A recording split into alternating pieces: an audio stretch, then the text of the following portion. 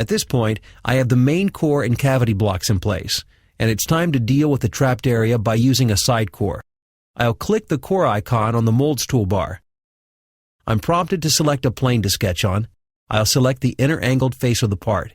This sketch will define the profile of the side core. It should be large enough to encompass the region I'm trying to fix, and it should extend to the edge of the lower plate.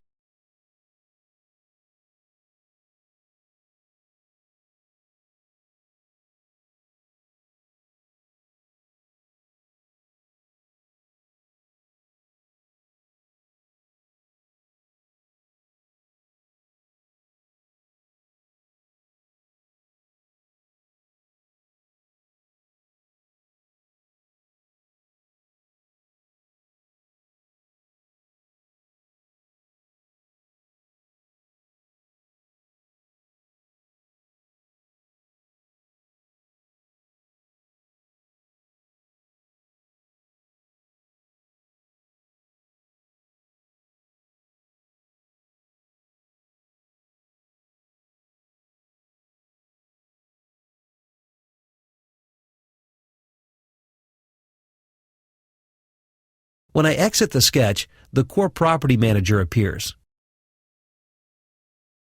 The first field is already filled in with the sketch I just created. Next, I need to specify the direction of extraction for the side core.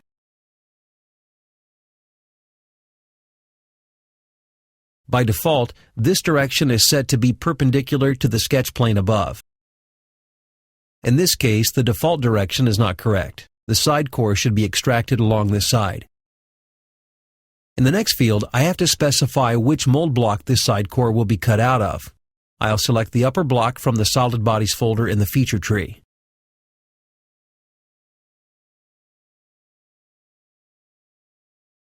The last options will control the size of the side core, similar to defining an extruded boss.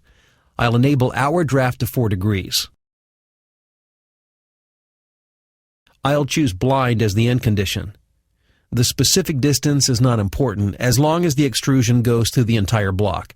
I'll just use the drag handle to make sure this is the case.